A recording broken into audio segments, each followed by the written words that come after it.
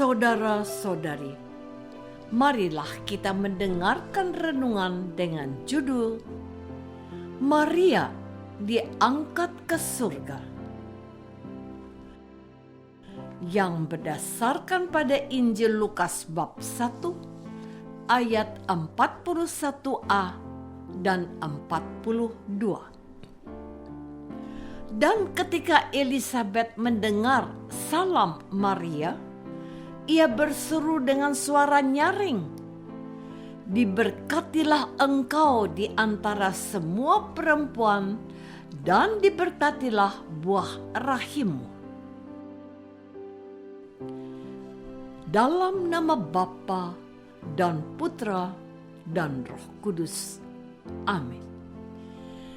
Saudara-saudari terkasih dalam nama Tuhan Yesus Kristus, para bapak gereja, para pujangga agung dalam khotbah-khotbah mereka pada pesta Buddha Allah diangkat ke surga, menyampaikan sebuah ajaran yang telah diketahui dan diterima oleh seluruh dunia Kristiani. Bagi mereka yang penting ialah menguraikannya, menunjukkan artinya yang pokok, lebih dalam daripada yang nampak pada lahirnya. Hanya mengatakan bahwa tubuh Santa Perawan tidak pernah mengalami kebinasaan, tidak menyelesaikan arti perayaan ini. Yang kita rayakan adalah kemenangannya atas maut ketika ia dimuliakan, seperti yang dialami putranya Yesus Kristus di surga. Demikian penggalanan dari Konstitusi Apostolik Paus Pius ke-12 tentang pengangkatan Santa Perawan Maria ke surga. Hari ini kita merayakan pesta ini yang biasanya jatuh pada tanggal 15 Agustus. Namun, untuk kepentingan pendidikan iman umat dan menyuburkan hidup rohani mereka, gereja memajukan pada hari ini, di mana umat berkumpul di gereja pada hari Minggu.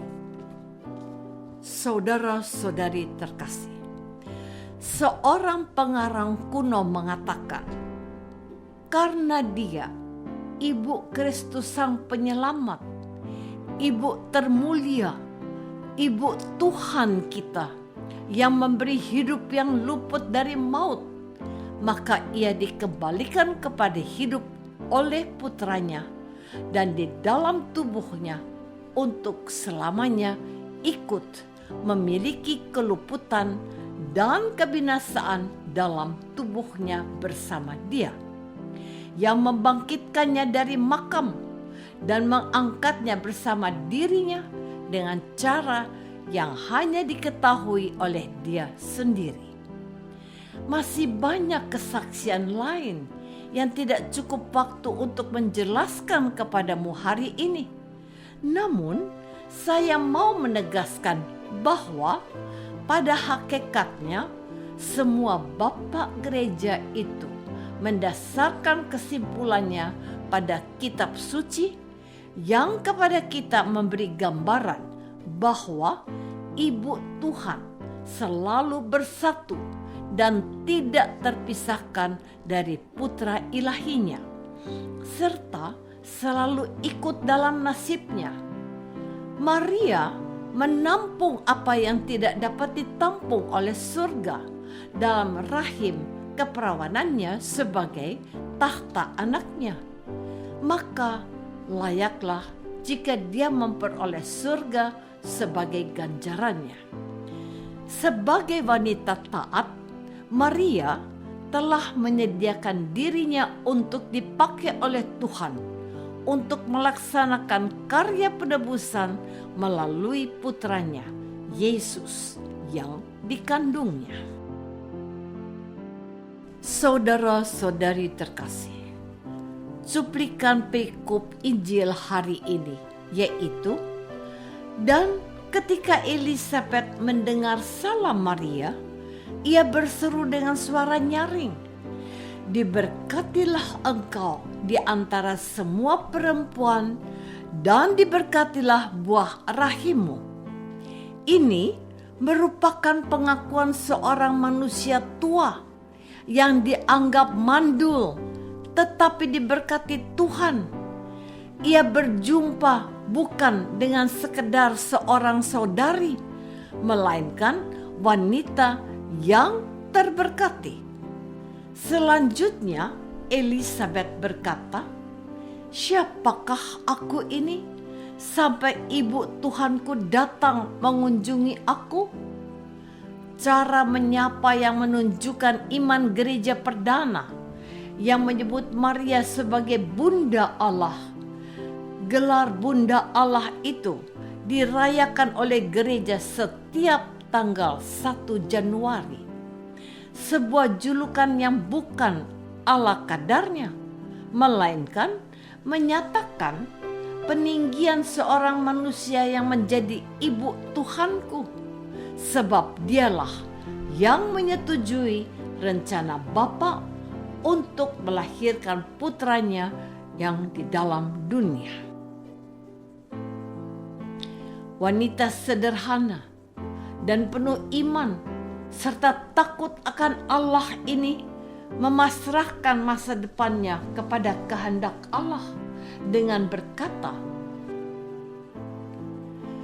"Sesungguhnya aku ini adalah hamba Tuhan, jadilah padaku menurut perkataanmu itu."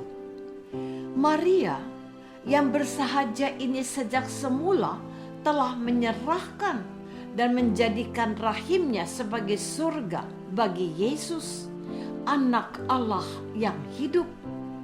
Apakah berlebihan jika Yesus memberikan tempat yang paling mulia kepada ibunya itu, surga, sebagai ganti rahim yang telah membentuknya menjadi manusia? Saudara-saudari terkasih, apa arti hari raya Maria diangkat ke surga ini bagi kita yang merayakannya pada hari ini? Pertama, ini adalah anugerah yang pantas diterima oleh Maria, hamba Tuhan yang mempertaruhkan masa depannya di tangan Allah. Ia percaya penuh apa yang dimulai Allah. Ia juga akan menyelesaikannya. Kedua, keputusan Maria menerima Yesus dalam rahimnya dan terutama dalam kasih hatinya, mempersatukan manusia dengan Sang Penciptanya dalam rahim kecil. Surga bagi Yesus dan surga mulia bagi hambanya Maria yang rendah hati dan memiliki kesetiaan dan ketaatan yang teruji.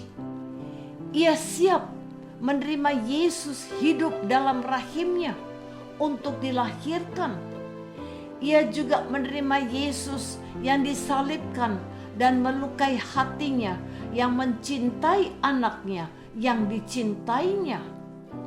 Maria ada bersama Yesus dalam suka dan duka hidupnya untuk merebut hati manusia untuk diselamatkannya.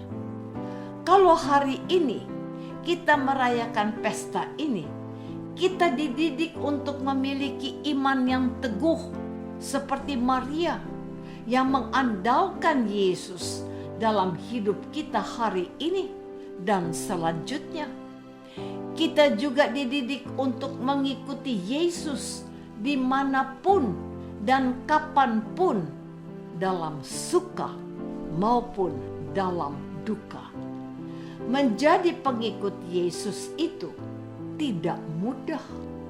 Kita harus memanggul salib kita setiap hari untuk wafat bersama Yesus dan dibangkitkan olehnya, karena kita didapatinya menjadi hamba yang setia.